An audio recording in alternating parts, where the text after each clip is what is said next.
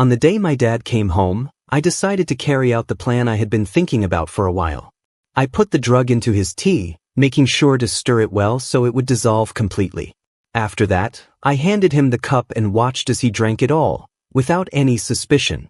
We left the house soon after that, knowing it would take about 4 hours for the drug to fully take effect.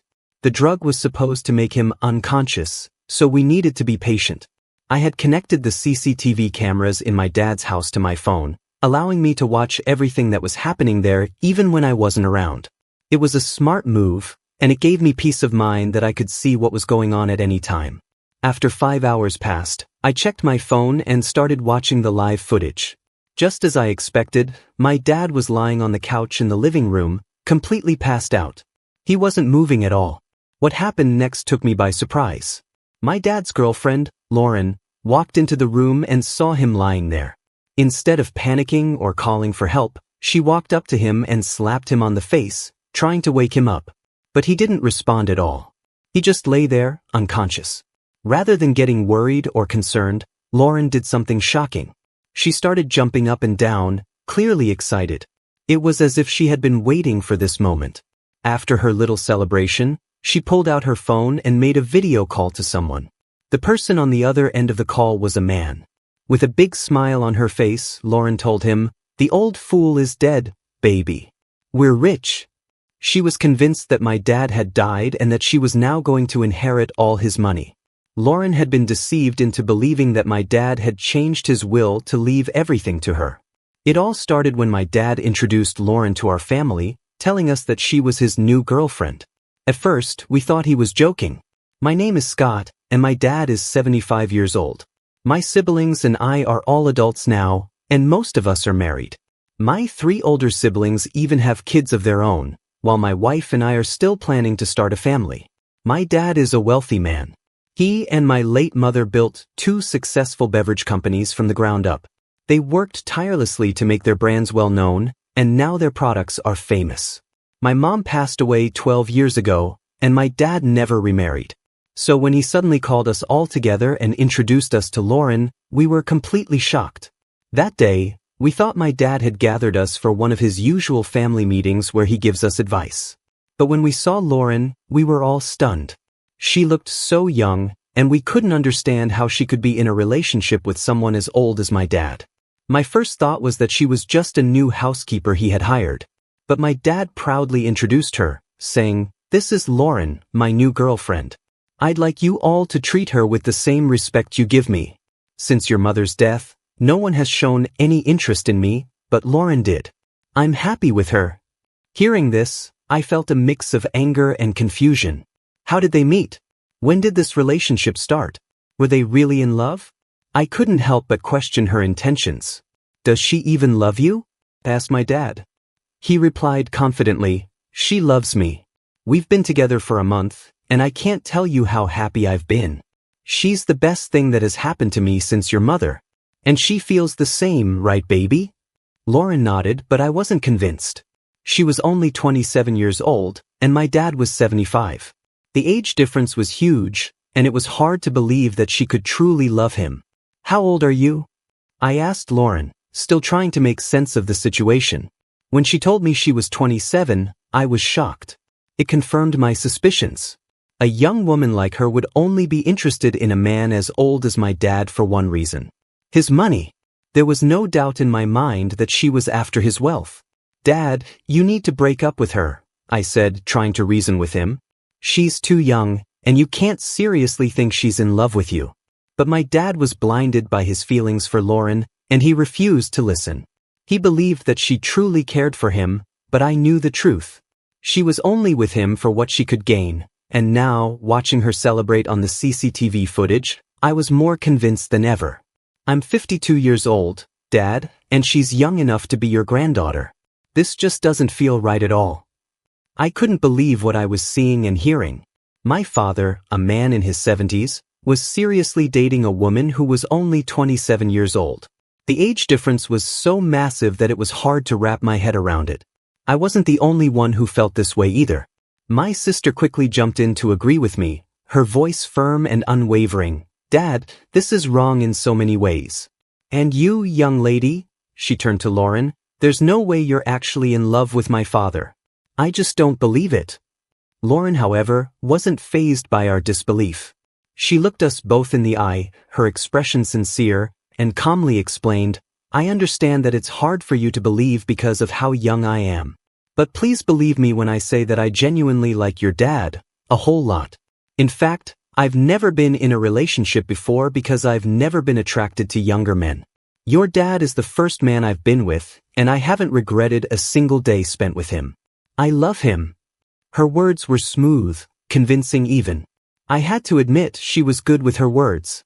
It wasn't just what she said but how she said it that made it so believable.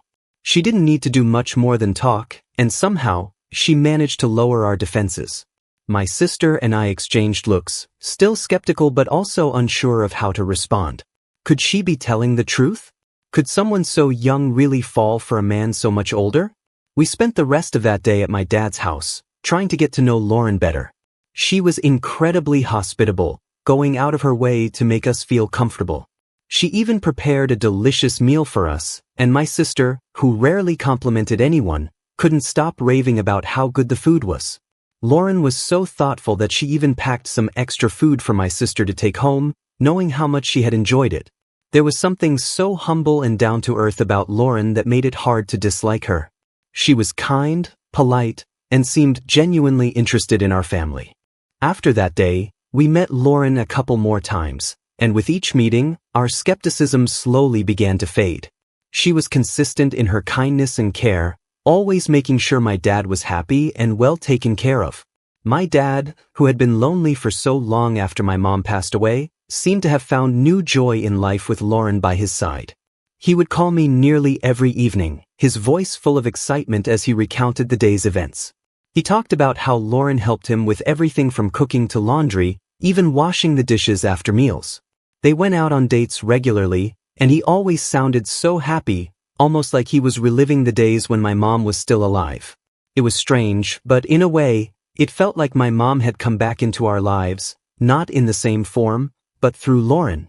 As the months passed, my siblings and I found ourselves growing fond of Lauren. We couldn't help it, she was just so lovable. She wasn't just there for my dad. She also took an interest in our lives. I owned a small restaurant at the time, and although it wasn't very big, Lauren would often stop by to help me out with various tasks. She was always willing to lend a hand, whether it was in the kitchen or with organizing things around the place. My older siblings, who had children of their own, also appreciated her help. She would visit them from time to time and offer to babysit or help with whatever they needed. About 6 months into their relationship, my dad dropped another bombshell on us. He and Lauren were getting married. I remember the day he invited us over to share the news. He was practically glowing with excitement, like a young man who had just fallen in love for the first time. But there was something strange about the whole thing. According to my dad, Lauren had proposed to him. She had taken him out on a date at a nice restaurant, and in the middle of their meal, she had pulled out a ring and asked him to marry her. I was stunned. It's not every day you hear about a woman proposing to a man, especially not in a situation like this. It was supposed to be the other way around, wasn't it? Why would she take the initiative to propose after just 8 months of dating? It didn't add up. When we asked my dad why she did it, he said that Lauren was afraid he might not want to marry her because of the age difference. She was worried that he would hesitate, thinking she was too young, so she decided to prove that she was serious about their relationship by proposing herself. My dad thought it was cute and thoughtful, a sign of her commitment and readiness for marriage. I wasn't so sure. The whole situation felt off, but my dad seemed genuinely happy, and Lauren continued to be as sweet and supportive as ever. It was hard to argue against the marriage when both of them seemed so certain about it. I wanted to believe that Lauren's intentions were pure, that she truly loved my dad and wasn't just after his money. But there was always that nagging doubt in the back of my mind, the feeling that something wasn't quite right. The wedding was a small affair, just close family and a few friends. My dad was over the moon, and Lauren looked radiant in her wedding dress. As I watched them exchange vows, I couldn't help but wonder if this was really what was best for him. Could a marriage built on such an unusual foundation really last? Only time would tell. In the weeks following the wedding, things seemed to settle into a routine. Lauren moved in with my dad, and they started their new life together. My siblings and I continued to visit, and each time, Lauren was as warm and welcoming as ever. She made my dad happy, and that was what mattered most. But despite her charm and the way she had won us over, there was still a part of me that remained cautious, always watching for signs that her intentions might not be as genuine as they seemed. Looking back now, I realized that my initial concerns were valid. Lauren had been very strategic in the way she presented herself to us, carefully crafting an image of the perfect partner for my dad. She knew exactly what to say and do to win our trust, and in the end, we were all taken in by her act. But as time went on, the cracks in her facade began to show, revealing a different side of her, one that was more focused on what she could gain than on truly loving and caring for my father. It's hard to admit, but I should have trusted my instincts from the beginning. My dad deserved better, and it pains me to think that we didn't see through Lauren's act until it was too late. Love can be blind, and sometimes, it takes more than just good intentions to protect the people we care about. At first, I thought the same as everyone else. It made sense to me that Lauren might have believed my dad would never marry her because of the significant age gap between them. So, when she proposed to him herself, I saw it as a clear sign that she was genuinely ready for marriage. That's what I convinced myself to believe, so I decided to support her in every way I could. My siblings seemed to share the same reasoning. We all came to an agreement that their marriage was okay, even if deep down, we had our doubts. It wasn't as if our disagreement would have stopped the wedding anyway. Our dad was determined to go through with it. As we began preparing for the wedding, I noticed something that seemed a bit off. Lauren was very insistent on having a court wedding instead of the traditional church ceremony. This struck me as odd, given that our family had always valued religious ceremonies. I voiced my concerns, and my siblings did the same. We felt that a church wedding would be more appropriate and meaningful, especially considering my dad's age and the traditions we were used to. My dad found himself torn between wanting to make Lauren happy and holding on to his own values. He wanted to give her the court wedding she asked for, but the idea didn't sit well with him. It was a tough situation, and we spent a lot of time discussing it. Lauren was clearly disappointed when we pushed back against her wishes, but eventually, we managed to convince her to go with the church wedding instead. Although she reluctantly agreed, it was clear that she wasn't happy about the decision. On the day of the wedding, something felt off again. Lauren didn't seem as excited as we had expected. Her demeanor was subdued, and she didn't have the radiant joy that most brides have on their wedding day. We were all fooled into thinking that she might have been feeling unwell, perhaps just dealing with a headache or pre-wedding jitters. We felt bad for her, and my sister, in particular, spent a lot of time comforting her and staying close to her throughout the day. We chalked it up to nerves and hoped that once the ceremony was over, everything would go back to normal.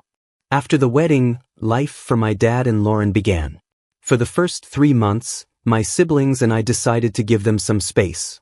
We thought it would be best to let them enjoy their new life together without us constantly dropping by. We wanted our dad to have all the fun and happiness he deserved with his new wife. Looking back, I realize now that this was a mistake, a silly one that we would later regret. It wasn't until 5 months later that I finally visited my dad. As soon as I saw him, I noticed something was different. He seemed quieter than usual, and it was clear that he had lost some weight. His clothes looked a bit looser, and his face had a tired, worn-out look that I wasn't used to seeing. When I asked him if he was okay, he put on a smile and assured me that everything was fine. But I know my dad too well. His smile didn't reach his eyes, and I could tell that something was bothering him. While we were talking, Lauren walked into the living room. I noticed that my dad flinched slightly as she entered, which made me frown. It was a subtle reaction, but it was enough to raise my suspicions even more. Lauren greeted me with her usual cheerful smile and sat down next to my dad, resting her head on his shoulder. We chatted for a while, but the whole time, I couldn't shake the feeling that something was wrong. As I was getting ready to leave, I decided to have a private conversation with Lauren. I asked her to walk with me to my car, hoping to get some answers about what was going on with my dad. As we walked, I turned to her and asked, "Is my dad okay? He looks different, and his behavior is strange. What's going on?" I watched as Lauren's cheerful demeanor quickly faded. She looked down at the ground, avoiding my gaze. "Your dad isn't making me happy, Scott," she finally said, her voice soft and full of frustration. "Ever since we got married, he's been distant. He pushes me away sometimes, and on some nights, he even sends me out of the bedroom." Her words hit me like a ton of bricks. "What? Are you serious? He sends you out of the room?" I couldn't believe what I was hearing. "Yes," she replied, looking up at me with a mixture of sadness and anger. "Can you believe it? I'm a young woman and I'm his wife. But he's treating me like this." She shook her head in disbelief. I was stunned. This wasn't like my dad at all. He had always been caring and considerate, especially towards the people he loved. Hearing Lauren describe his behavior made me worry even more. Something was definitely wrong, and I needed to get to the bottom of it. After our conversation, I left with a heavy heart. I couldn't stop thinking about what Lauren had told me. The image of my dad, distant and pushing her away, didn't fit with the man I knew. But at the same time, I couldn't ignore the fact that Lauren seemed genuinely upset. She had always been so good to my dad and to our family, and I had started to believe that maybe she really did care for him. But now, I wasn't so sure. Over the next few days, I tried to piece together what might be happening. I spoke to my siblings, and they too had noticed some changes in our dad during their visits. He was quieter, more withdrawn, and didn't seem to have the same energy he once had. We all agreed that something was off, but none of us could pinpoint exactly what it was. Eventually, I decided to confront my dad directly. I needed to hear his side of the story and find out what was really going on. When I visited him again, I sat him down and asked him to be honest with me. I told him what Lauren had said and expressed my concerns about his health and behavior. At first, he tried to brush it off, insisting that everything was fine. But I pressed him, telling him that I could see through his attempts to hide the truth. Finally, he sighed and admitted that things hadn't been as smooth as he had hoped. He told me that while he cared for Lauren, the age difference was starting to take a toll on him. He was struggling to keep up with her energy and needs, and it was causing tension in their relationship. He confessed that he felt guilty about not being able to give Lauren the kind of life she deserved. He knew she was young and full of life, and he felt like he was holding her back. That was why he had been distant and why he sometimes sent her out of the room at night. He didn't want to face the reality that their relationship might not work out the way he had hoped. Hearing this broke my heart. My dad had always been a strong, confident man, but now he seemed vulnerable and unsure of himself. I could see that he was struggling, and it hurt to know that he was going through this alone. I assured him that he didn't have to face this on his own and that my siblings and I were here to support him. I also realized that Lauren wasn't entirely to blame. She had her own struggles and expectations, and it wasn't fair to judge her without understanding her perspective. I knew I needed to talk to her again, this time with more compassion and understanding. In the end, I learned that relationships, especially those with such a significant age gap, come with their own set of challenges. My dad and Lauren were trying to navigate a difficult situation, and it wasn't easy for either of them. But what mattered most was that they both wanted to make it work, and they were willing to put in the effort to overcome the obstacles they faced. As I left my dad's house that day, I felt a mix of emotions. There was still a lot to work through, but I was hopeful that with time and open communication, my dad and Lauren could find a way to make their marriage a happy one. And as a family, we would be there to support them every step of the way. I deserve his attention, but it's like he doesn't love me. I'm so sad, Jack. Hearing Lauren say that made me feel terrible. She seemed genuinely hurt, and I couldn't help but feel sympathy for her. I promised her that I would talk to my dad and try to understand what was going on. She thanked me and went back inside the house. The next time I visited my dad, I noticed things had gotten even worse. He was quieter than before, barely saying a word to me. His behavior was so strange that it left me feeling frustrated and worried. I couldn't take it anymore, so I left his house in anger, unsure of what to do next. As I was driving away, I received an unexpected phone call from my dad's lawyer. He informed me that my dad had recently contacted him about changing his will. According to the lawyer, my dad wanted to leave everything to Lauren. This news shocked me. I never expected something like this, and it immediately raised red flags in my mind. I decided to share this information with my siblings. We all agreed to visit our dad together, hoping to figure out what was really going on. 6 days later, we arrived at his house, only to find it eerily quiet and empty. I hurried up to his room, and to my horror, I found him lying on the floor, unconscious. I quickly called for my siblings to help, and we rushed him to the hospital. When Lauren arrived at the hospital, her reaction was not what I expected. The first words out of her mouth were, "Is he dead? No, he can't die now. Has he changed his will yet? He can't die." Her words sent a chill down my spine. How could she be more concerned about the will than about whether my dad was alive or not? My father wasn't dead, but her reaction made me deeply suspicious. I confronted her, asking, "What are you saying? My father is not dead." Lauren suddenly became cold, scratching her head and stammering, "Well, he said he had some changes to do. I was just scared that he didn't get to do that before he died. What happened to my husband?" Her behavior only made me more suspicious. Why would she immediately assume he was dead, and why was she so focused on the will? It didn't make sense unless she had ulterior motives. When my dad finally woke up, he started crying uncontrollably. We tried to comfort him and asked why he was so upset, but he wouldn't tell us. Instead, he asked Lauren to leave the room, which only added to my suspicions. It seemed like something was terribly wrong, and my siblings agreed with me. We began to suspect that Lauren might be abusing our dad and that she was only interested in his money. The fact that she was so concerned about the will was a big clue, and we couldn't ignore it. We also questioned why our dad would suddenly want to change his will in such a drastic way. It wasn't like him to make such decisions without discussing them with us. We started to think that maybe Lauren had pressured him into it. After all, she was the one who had proposed marriage in the first place, which was strange enough on its own. Determined to uncover the truth, we came up with a plan. We knew that our dad would never tell us if something was wrong, so we decided to find out on our own. Before leaving the hospital, we spoke to the family doctor who had been taking care of my dad for years. We trusted him completely, so we shared our concerns and asked for his help. The doctor gave us a drug that could make a person sleep for an entire day, making them appear as if they were dead.